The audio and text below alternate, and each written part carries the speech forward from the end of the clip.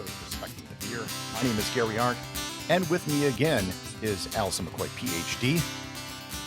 And, of course, the bon vivant of beer tending, Mr. Joel Hermensen. And we've been talking about American history and beer, and in this episode, we finally gotten up to the 20th century.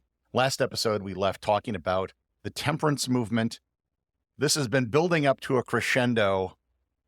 Where does it go in the 20th century? First of all, that's 3 episodes in a row that there's just been a nickname that's why you're the best in the business. Best in the business. I think where this goes, so, the Volstead Act ends Prohibition. We have this period, this brief, sad period where beer is limited to 3.2%, which is how it used to be in Minnesota. And then you still can find it there. Yeah, you can. In fact, I believe the law is in grocery stores, they have to sell 3.2. That was actually one of the reasons we left Oklahoma, was because at the time, the liquor laws were you could only brew 3.2%. Yeah, that to me, that just seems like a sad. Yeah, my mom who lived in Texas would do a beer run every time she came up to visit us. And she's like, what do you want? And we're like, something that tastes good. Yeah. And look where you arrived. I know. Yeah. Go team. I guess we can blame Karen for that. That's true. Yeah. Thanks, Mom. What really happens in that period after, obviously, 1933, the Volstead Act, 21st Amendment follows shortly therefore after.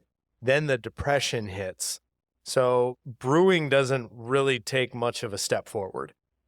But then after December 7th, 1941, when the United States is bombed at Pearl Harbor, then we start to see literally overnight, that unemployment, which I think on the date of Pearl Harbor was still about 16%.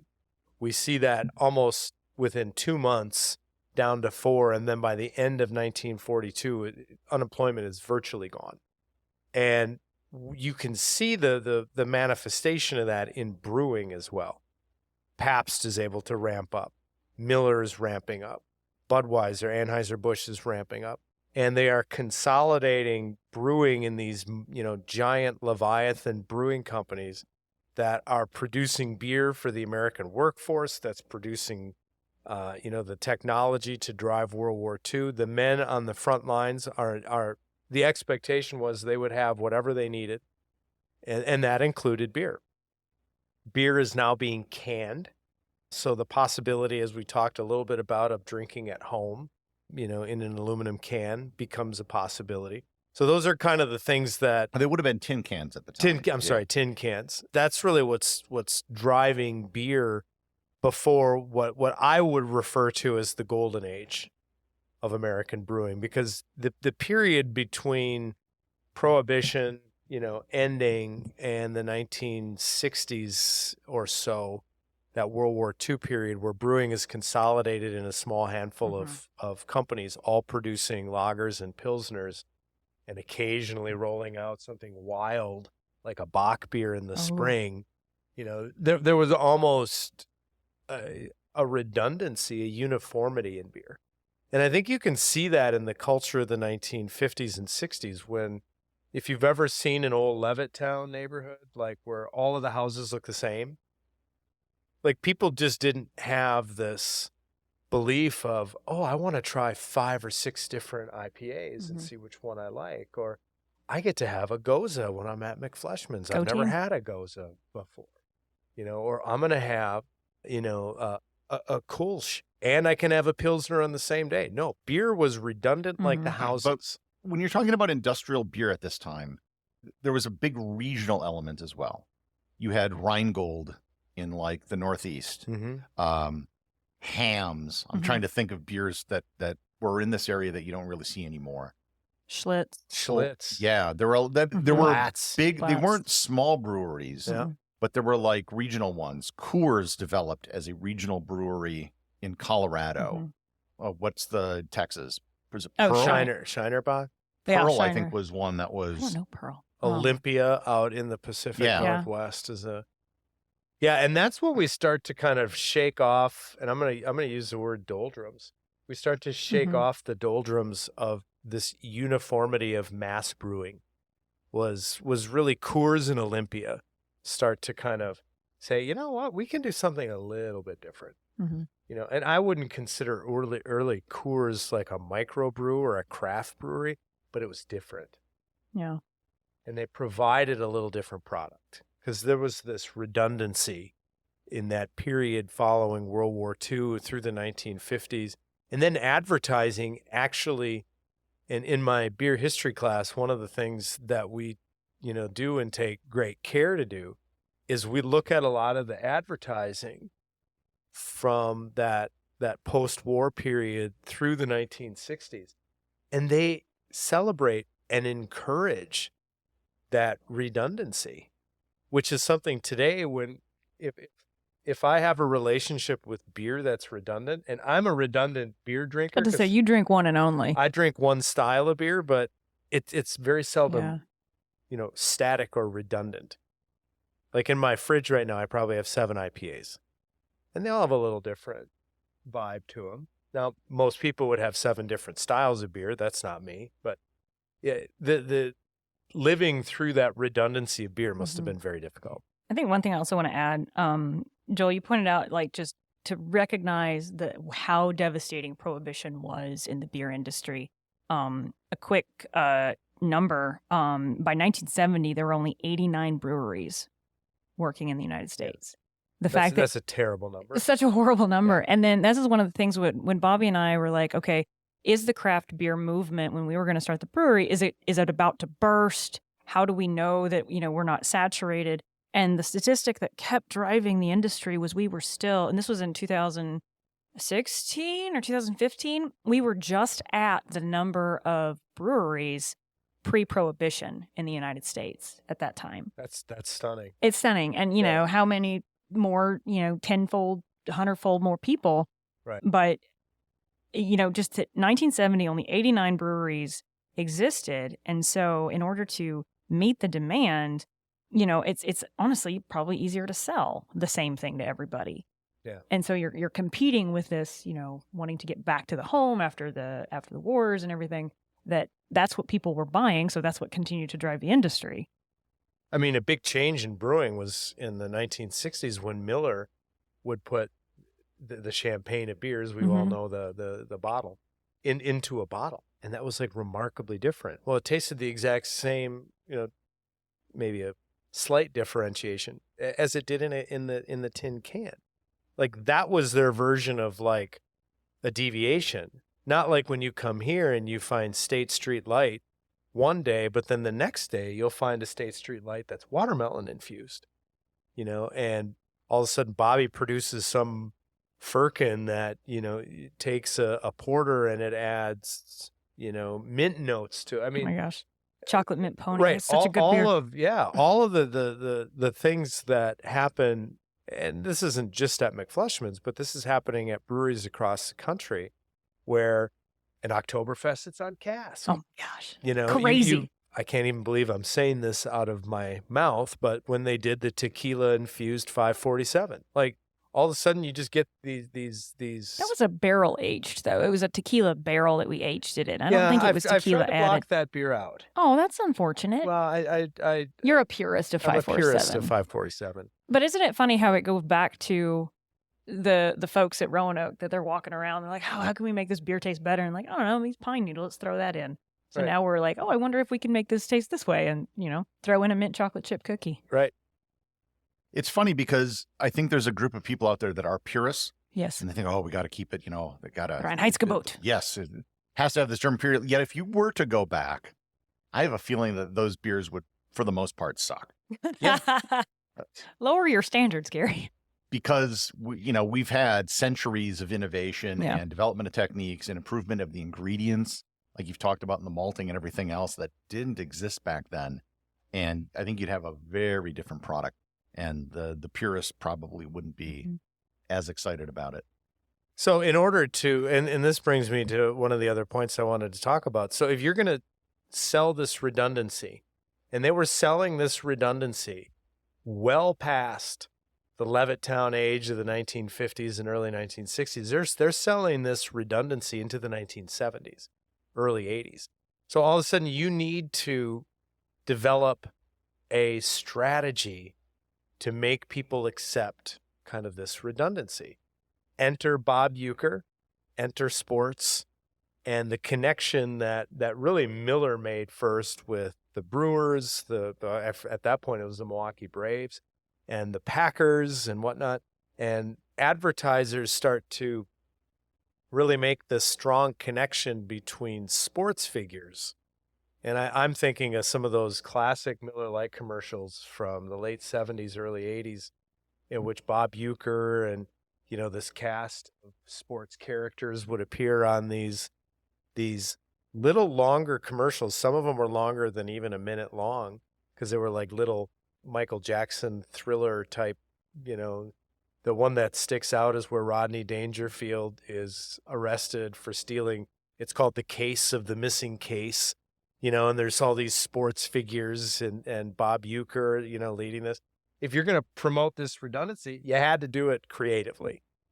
And this is kind of the last, I've always called this like the last gasp of these Leviathan brews before you get the craft beer age, is they have to develop this strategy to kind of continue the domination of redundancy. And I think it continued. I mean, just before Super Bowl commercials became the YouTube video that you stream, it was dominated by the big three industrial breweries. Yep. And where you get one taste. Yeah. With the Clydesdales and all various sorts of. But before we leave this discussion of the big breweries, I need to talk about Smokey and the Bandit. Yes. Hell yeah. Because in the 1970s, Coors became this sort of like, I don't know if you'd call it an indie phenomenon. Coors was like zombie dust in the early 2000s. But like supposedly Gerald Ford had Coors in the White House. Oh, that's funny. And when Smokey and the Bandit came up, the premise of the movie was smuggling Coors beer across state lines. Oh, yeah. Yep. And do you guys know the reason or the reason why it couldn't be? Well, so all I know is that there were certain states you can't transport refrigerated beer, and so that's one of the aspects of like Oklahoma, for instance, you couldn't transport refrigerated beer into the state. It had to be like non-refrigerated because I guess it would delay people's consumption or something like that. But Coors was not pasteurized. Oh, is that why? Yeah, and it had to be refrigerated. Oh, that makes perfect sense. And so it was never technically illegal. It was just hard to do from their facility in Colorado to ship it long distances where it had to be refrigerated the entire time. Huh. So it was never, the movie exaggerated that point that like the cops are on the lookout for Coors beer or something. It just wasn't found commonly, so it was a bit more rare, which made it popular. I wonder if it influenced some of the laws to like then drive this idea like, oh, you can't have refrigeration across state lines. Oh my gosh, that's. I'm sure. I think it had something to do with it, but yeah, it was never illegal. Yeah, it was simply difficult, and just because of the geography and shipping, that's why. Well, Bobby's mother. So Bobby's from Western Oklahoma, and his mother, Jackie, who's helped us start this place, she's told several stories about how they would try and get Coors, and then there was always someone who was bringing it across the state just because you couldn't get it anywhere else. Oh, I mean, obviously you couldn't get it. It's like margarine in Wisconsin in the 1950s. What? Margarine was illegal here. Oh, it should be because that makes sense. Yeah, cows can make better butter. And when you got it, it had to be sold white. It couldn't be sold yellow, so it had to have a coloring, and you had to mix it. But this isn't the butter podcast. No, and it isn't. And it's not a guitar podcast either, but I also have to point out that Jerry Reed, who drives the truck in Smokey and the Bandit, who's also Fred's owner, is absolutely, if you've not listened to the song Eastbound and Down, please feel free to pause the podcast, go listen to that. But Jerry Reed is quietly one of the best guitar players that ever lived. Really? Oh, I remember you wearing a Jerry Reed t-shirt. I have 2 Jerry Reed t-shirts. I'm probably the only person that any of you know that has a Jerry Reed shirt, and I have 2. I just needed to talk about Smokey and Bandit. This seemed like the I'm best glad you did opportunity because to put it in. I think this goes into kind of the what I've often viewed as kind of the bridge between those macro Leviathan enormous brewing, industry providers, and then Coors, Olympia, and Leinenkugels kind of operate this unique middle space between that period and then the period that we live in today, where we have this explosion of craft beers. And Olympia, Leinenkugels, and Coors kind of all marketed their water as the reason that their beer was going to be better, because you had to try to find some sort of a niche that you could use to describe and characterize why one brewing situation was going to be more effective than another. A lot of breweries did that, and I never I think most it's fully Kreuzened, Beechwood aged. Yep. They always had some gimmick, even though you didn't know what the hell it was or why. Why does Beechwood aging? Why does that matter? Right, and As opposed you to- ask 100 people what it means to Kreuzen. Yeah. You're It's not going to it's find the a lot white of thing at the top. Yeah, It's really yeah. great. Well, no. So down in the tap room, we have an old beer crate lid that's been painted on with Olympia beer advertisement, and it's in the water, or it's the water is the name, or is the phrase. Hams was also, emphasizing the water. From the land of sky blue waters. Yep. Charlie Papazian. Is a rock star. And what did Charlie Charlie Papazian? Charlie Papazian, Wrote who a book. I can't even begin to encapsulate his importance. Charlie Papazian is the writer of a book that changed my life. I know it Bobby's changed life, yep. yours and Mhm. Bobby's life, and that is the joy of homebrewing. Charlie Papazian encouraged people to step out of the shadows of these, uniform, kind of redundant Pils lagers, we'll call them, because Yeah. that seems to be what everybody was just drinking at the time, and encouraging people to, hey, take some of that and throw it in a brew kettle and see what happens. And all of a sudden, in the early 1980s, after that book emerged, you have this entire generation of people, and I consider myself on the latter side of that generation. People like Charlie Papazian and Ken Grossman from Sierra Nevada I'm gonna are add- clearly at the forefront of this. I'm going to add John Palmer onto that list as well. He Yeah. also wrote a book called How to Brew, and then he wrote the book called Brewing Classic Styles, which is where Bobby became obsessed with the traditional types of styles. Yep. But yeah, Palmer, Papazian. Michael Jackson Yep. is another one. If you come into our brewery, we have a big banner in homage of Michael Mhm. Jackson. We should honestly have an 8x10 portrait of Charlie Papazian. That's gonna fair. put Jamil that on the- Zainasheff also. Yeah, Gosh, I'm gonna there's so put many that names. on the list. Terry McCullough from New Albion. Mhm. There's so many. Fritz Maytag of Anchor Steam that are just leaders of this movement that kind of finds America saying, you know what, I've just kind of had it with Miller, Pabst, Coors, Hams, Olympia, Schlitz. Kudos to Jimmy Carter as well, because he was the one just that. going to bring that up. Go for it, Gary. All of this probably isn't possible without the legislation passed in 1978, which basically made it legal to brew at home without federal taxation. Yep. Mhm. Because up until then, the revenuers, what the moonshiners would call them, they would, want a cut, and it was illegal to create any alcohol. And in 1978, suddenly the door was open to doing this at home.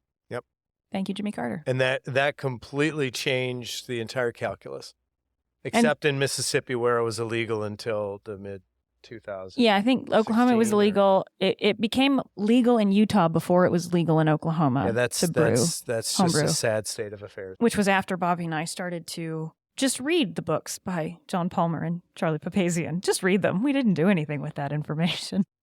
Right, but it put the thought in your head. Right. It Because we put the couldn't thought legally in your brew in head Oklahoma. that I don't have to tolerate a Pils lager. I can brew a porter at home. I can brew a pale ale. Yes, a pale ale. I can brew like a an English Ghost pale ale. Right. That's cask And- conditioned. Right. And you can decide, we'll use you and I as an example. You can decide, okay, I'm going to brew a beer for Allison. I'm going to make it malt forward. Or I'm going to brew a beer for the Sage of Suds.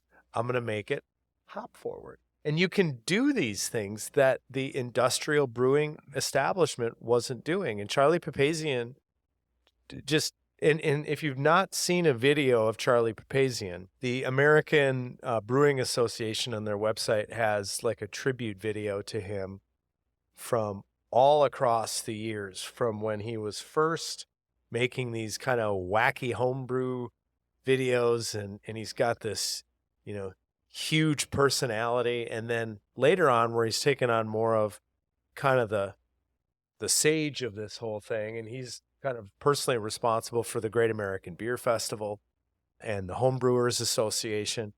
It's got this entire tribute video, and you can see why the early giants of brewing, the Ken Grossmans, the Jim Cooks, the Fritz Maytags, the Terry McAuliffes, why they were all so affected by this. And we can add Bobby to that list, because I know Bobby was affected by this too. I was affected by this. I was producing probably 100 gallons a year, which for a home brewer, pretty good amount. But some people took their passion and said, you know what, this is what I want to do. I want to create McFleshmans. Now, not everybody has the scientific and technical capacity that Bobby does, but this is happening all over the country as a multiplier effect. Mm-hmm. And there was in the 1970s, there was the Monty Python joke. Why is American beer like making love in a canoe? They're both effing close to water. Oh my God. That was in the 1970s. And there was this reputation around the world of American beer being kind of bad. And I think that in traveling around the world, I've been able to talk to people about this. And I know a lot of the Europeans I met that came to the US recently have been shocked at how good the beer was. Yeah. Because they were not expecting that, because the stereotype was that American beer was watered down and kind of bland. Yeah. Not anymore. Yeah. And who do we thank for that? Charlie Papazian, John Palmer, Michael Jackson, Ken Grossman, Fritz Maytag, etc. Did I tell you I met Michael Jackson? That Wait, Michael what? Jackson or Yep. the other Michael? Nope. My How is senior this- year of college, he was doing a book signing in Hopkins, Minnesota. And my roommate at the time was very big into beer, and he wanted to go to his book signing. And so I came with him, and I shook his hand very briefly. And For those who can't see my face, my jaws drop, my eyes are open. How, of all the stories we have shared, that has never come up? He's here, poster down. I've mentioned it a couple times. Really? Yeah. Was I I've there in the heard it. conversation? Oh my You God, need that's to hang out amazing. here more. I'm not Ah. buds with him or anything. I just like But this. It was a book signing. Who and- have you not met? Oh my goodness. Have you met Charlie Bamforth? No. Okay. Not that I know We of. still need to get him to come to this brewery. He's been. Again. Oh, again. Okay. Yeah. So, Charlie, if you're listening, we'll see you in the next 6 months. Let's wrap this discussion up with where you think the American brewing industry is today. I think the footing that it is on, and I just got back from a little holiday in Europe. The way that people view Italian and French wines is really how they view American beer at this point. Really? Yeah. The people that I talk to in Italy, and it's only a small sample size, but they feel like American beer, from what they've heard about, has this, and I think this is fairly accurate, it has this diversity, it has a quality about it that it just didn't before. And it's just, I think it's at a point now where things like Untapped, where you can go to all of these breweries across the country and check off, I tried this, blueberry stout or this jalapeno porter, Mhm. all of these. We have this remarkable diversity of beer and people doing it really, really well. I'm going to add to that. I think that the beer industry, as we're competing with more and more flavors, we call it SKU-mageddon, when you go into the beer aisle and the little SKU number is the little barcode on it. But when there's just too many, because you go into the craft beer aisle and there's like thousands of options now, which is good in some regards, you kind of lose that kind of public house pub feel. And so a lot of the craft beer industry, the articles are coming out saying, okay, now it's really becoming, yes, you need to have good beer, one. Two, you need to start investing in the taproom experience or become more of a destination experience, doing events, doing beer fests, doing, kind of community-based things. Like right now, I don't know if you can hear dogs barking in the background, but we're having a dog adoption day in our beer garden. And so I think that it's becoming more than just beer. It's good craft beer and that and is the customer experience, which goes back to those public houses you were talking about with the American Revolution fermentation, that you had to have a place where people can gather, that they're disconnected from the screens, they're disconnected from their outside worries, and they're finally finding their community. And I think that that's where the craft beer movement, at least from here moving forward, is going to start, the small ones, is going to start reinvesting in. Yeah. And that's why the best thing about this place, other than the beer and the people, is the fact that we don't have screens. People talk to each other here. They build a community. I bring my screen with me. Yeah, most people do, but we don't need to provide them. All right, that concludes this episode. Please remember to join our Facebook group and support us over on Patreon, links to both of which are in the show notes. And until next time, please remember to respect the beer.